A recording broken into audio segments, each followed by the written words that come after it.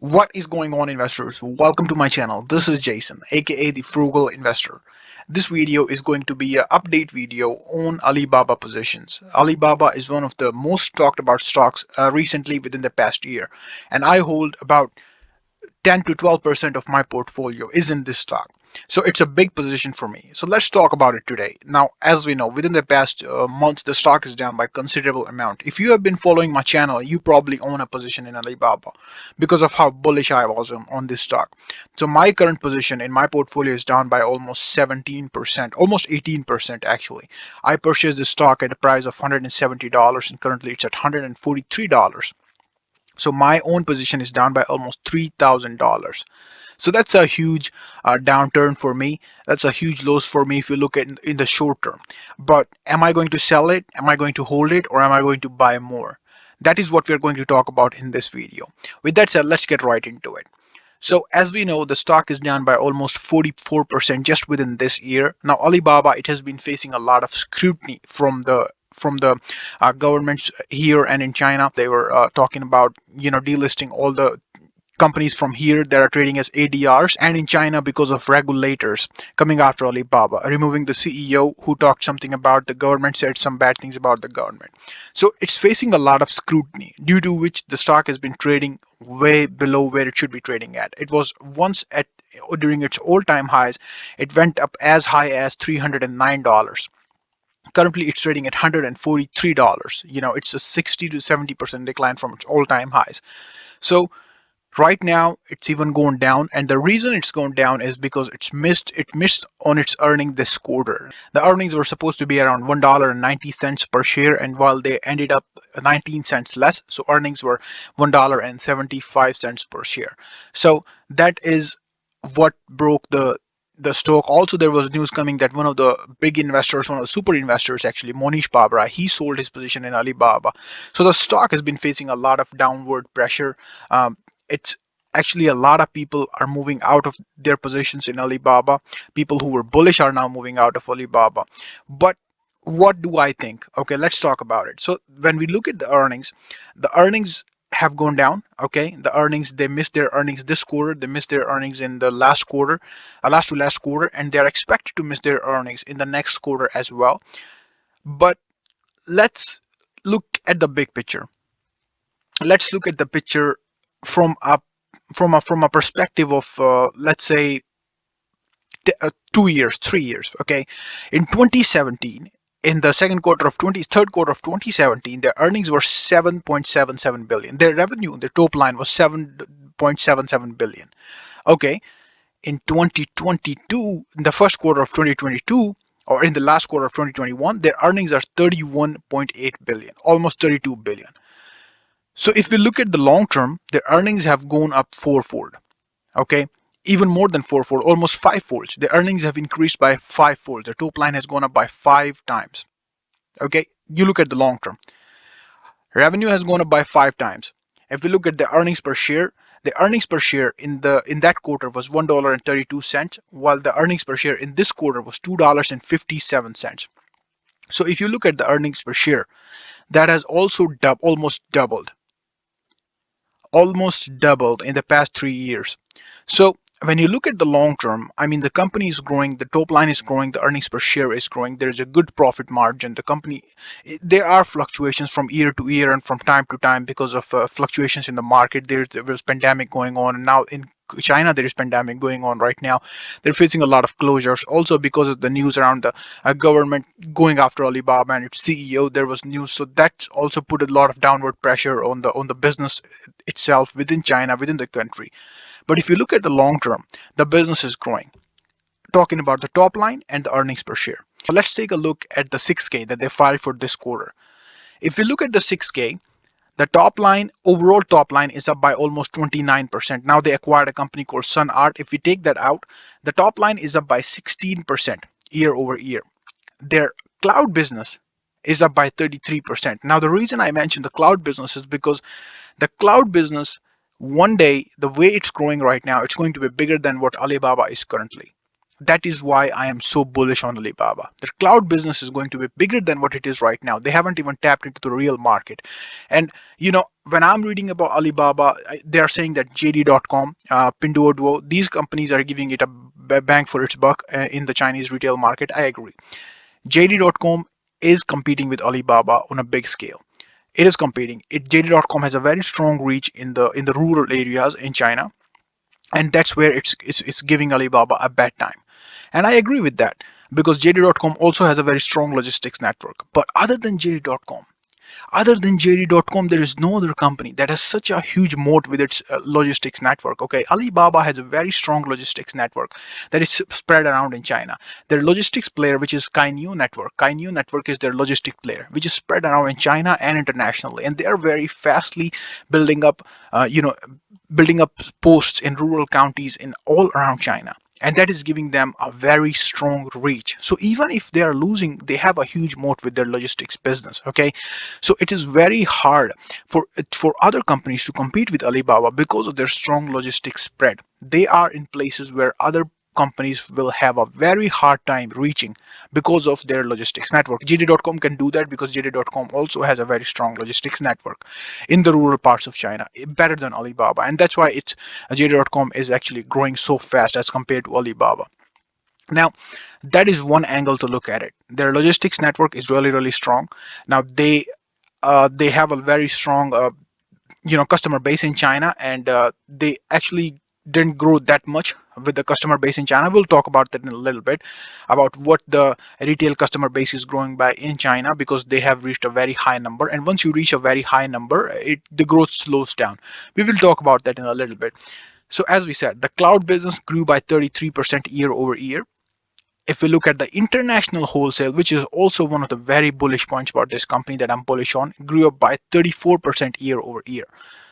34% in international retail commerce wholesale, and 33% in cloud business. Those are not rookie numbers. Those are really big numbers. And so when you think about Alibaba, it's actually a huge giant. When I think about Alibaba, I'm thinking about a huge giant with 10 heads. It has so many businesses. It has Ant Group, it has Kaineo Network, it has so many businesses, the cloud business, the international whole commercial whole space. It has so many businesses that it's really hard for the company to suffer losses in one side and then let it affect the other businesses as well, because there are so many giants that are growing from this one body, that all those giants will be bigger than the whole body one day. So that is why I'm so bullish on this one. So when you're thinking about Alibaba, don't just think of about the retail business. Think about all the other things that the retail business entails, and that is where the real growth is coming from. One of the biggest growing factors in their portfolio this year was Lazada. Lazada is a Southeast Asian company which is also doing business in Southeast Asia for commerce wholesale. Now that grew over 34% year over year, and if you look at the year over year's order growth, that is 82% year over year. So that is also a huge number, a huge segment that is growing really, really fast within the portfolio of Alibaba. They're investing huge in retail, commercial whole space retail in international space with Lazada, with AliExpress, which is big in Europe, also Trendyol and Daraz. Now these are all companies that are operating in the Asia region and the Europe region. So that is also one segment that I'm bullish on, along with cloud computing, and that segment has seen a huge growth year over year. I will not be surprised if this segment grows bigger than what Alibaba is today within of itself. So if we look at their share repurchases, they're also repurchasing a lot of their shares back. They ordered a 26.9 million shares repurchase, the ADS that are trading on our markets, on the four markets. They're repurchasing it back, so that is also a good thing. Also, let's look at the annual active consumers. Okay, annual active consumers on their platform overall is 1.24 billion. Okay, that is a lot of people on their platform, 1.24 billion. When you reach a number like that, the growth is of course going to slow down. It's going to level out a little bit. It's going to, when you have reached such a massive scale, there isn't a lot of marketplace that you can capture anymore. So the growth is of course going to slow down, but still it's growing. Okay, 953 million customers in China and 285 million consumers overseas, and that has gone up by 41 million in China and 20 million overseas. So that is, it's not like they're not growing, but they're growing at a slower pace. So if we look at the long term, again, if we look at the long term picture, the revenue is going up So what if they missed by one quarter? So what if there is negative sentiment about the company for one quarter? That is the opportunity. That is the opportunity to buy. That is the opportunity to get in. Because in the long term, we can see the picture right here from 7.7 billion to 32 billion in this quarter. Okay, within the past 3 years itself, it's not like within the past 20 years. Within the past 3 years, there has been fluctuations.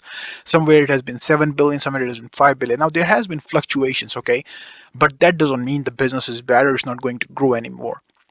That is what I'm trying to present in this video. Take a look at the long term. Think about the long term. Take a look at the long term picture. Don't think about short term fluctuations or short term gaps. These things are going to happen. Okay, businesses they miss. Amazon sometimes misses on its earnings. Okay, no company is perfect. Take a look at the long term. If the business is good, they're in a very strong position. They're growing. They have so many heads that they can grow bigger than the whole business. There is no need to worry about what's happening within this quarter or the next quarter. Keep an eye on the quarters because they are present buying opportunities, but also keep an eye on the long term. If you're a long term investor, you don't need to worry about what's going on in this quarter. As long as the fundamentals are strong, as long as the story is strong, there is no need to worry about what's going to happen in the short term. And that is what my point is. Now, JD.com, Pinduoduo, of course, the competitors are giving a hard time to Alibaba in their markets, but still, Alibaba is not dead in the water. Okay, they are not dead in the water. They are investing more money in capturing more market space, in becoming better with competitors. They are not dead in the water. Okay, they are doing better. They are doing good than what these giants, these JD.com and Pinduoduo, what they are taking away from them. They are investing back, and they are going to be giving them a run for their money. So that is what my point is. In the long term, if it's a good business, the story stays the same, the fundamentals stay the same, the business will do good. It doesn't matter what happens in one quarter or 2 quarters, or what happens with short-term fluctuations. Okay, now let's look at the basic financials of how the company is performing with the cash flows, with the tangible book value and all that. So if we look at the total revenues, as we can see, they have gone up year over year, the top line. If you look at the bottom line has also been going up constantly. It has fluctuated, but overall it has been going up year over year. The diluted earnings per share have gone up from 57 cents to $8.35. Now, as we talked about, the amount of shares outstanding, they're going to purchase 26.9 million shares this year, as we saw on their 6K. Let me put it out here. So this one is where it is, 26.9 million repurchase of their own shares this year. So their amount of shares outstanding are going down, which is always a good thing, giving more money back to the shareholders. Okay, now let's look at their tangible book value and their debt. How much is the company in debt? Okay, because debt is a very negative part. So if you look at the debt, the company has negative debt. They don't have any debt at all. If you look at their tangible book value per share, there's $32.29 of tangible book value. That is away from the goodwill, that is away from everything else. What is the solid thing that if the company sells tomorrow, or if look at, you can also look at it, what if the company starts selling everything tomorrow, what you will get?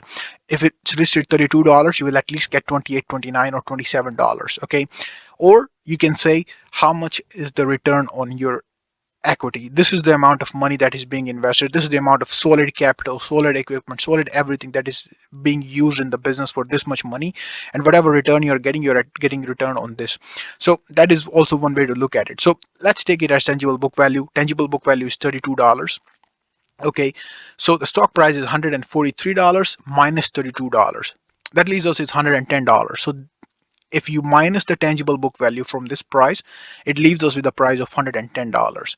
Now let's look at the cash flow, because based on the cash flow, we will count the price and how much we are overpaying for it. So cash flow per share is $10.67. Now you multiply that by 10, a P by E of 10. Using the cash flow, you multiply that with a P by E of 10, you come up with $106. So if the stock right now is trading at $110, okay, it's trading at 143, but you take out the tangible book value, you're left with $110. $110 is what you are paying for the actual company right now. Now, the free cash flow per share is $10.67. You multiply that by 10, you come up with $106. So overall, more or less, you're paying a P by E of 11 for the stock right now if you're buying it at this price.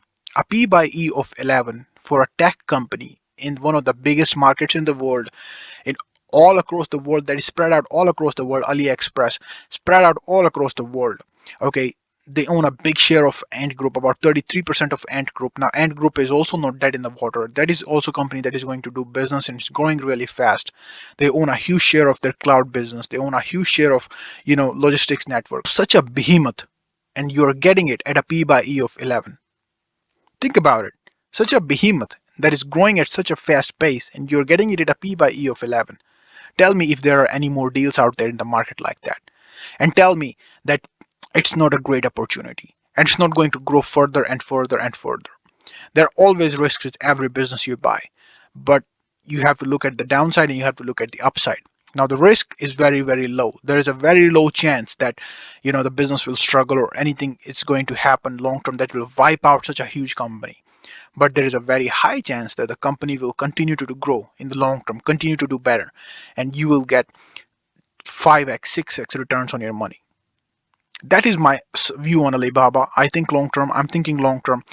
Even if the earnings go down by, let's say the earnings go down, trailing 12 months earning, let's say it goes down to $9.15.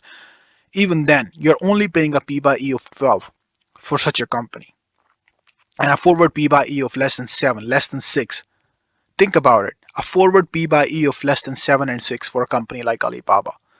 Okay, if that is not a good deal, tell me what it is. If you look at the institutional shares that institutions own, is only 37%, which is always a good thing. The less amount of stocks the institutions own, the better it is, because the more the institution starts owning a company, the more the price fluctuations are dependent on their moves. So the institutions only own 37% of the company. That is also very, very attractive. The company has $75 billion cash on hand, so that is a very solid position. If we look at the amount of equity that the company has, they have more than enough cash to run their operations for a couple of years. Numbers are really, really good. The profitability is good. Even if the profitability goes down by a little bit, they will still be better than what the other competitors are.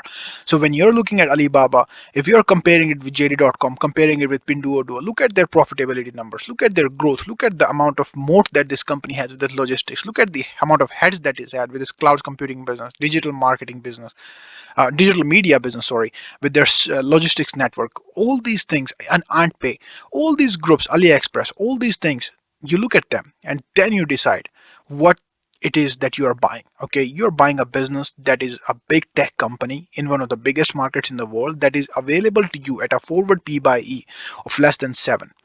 So what is my position on this company? Am I buying more? Am I selling it? What am I doing with it? I'm buying more. Whenever I get a chance, I'm buying more. If I get a chance to buy below 140, I will buy more. If I get a chance to buy below 130, I will buy more. If Monish Pabrai wants to sell it, who the hell ever wants to sell it, I'm buying more of this business because I am buying parts of a great business. I trust my analysis and I trust my thesis. I know this business is solid. Okay, I know this business is solid and I know it's going to continue to grow in the long term. That is what I'm doing right now, and that is what my thought pattern on Alibaba is. Please let me know in the comments down below what you guys are doing with Alibaba. Are you guys selling it, buying it, holding it? What you guys think about it? Thank you for watching. This is again Jason, the Frugal Investor. Please don't forget to like and subscribe. Thank you for watching. See you in the next one.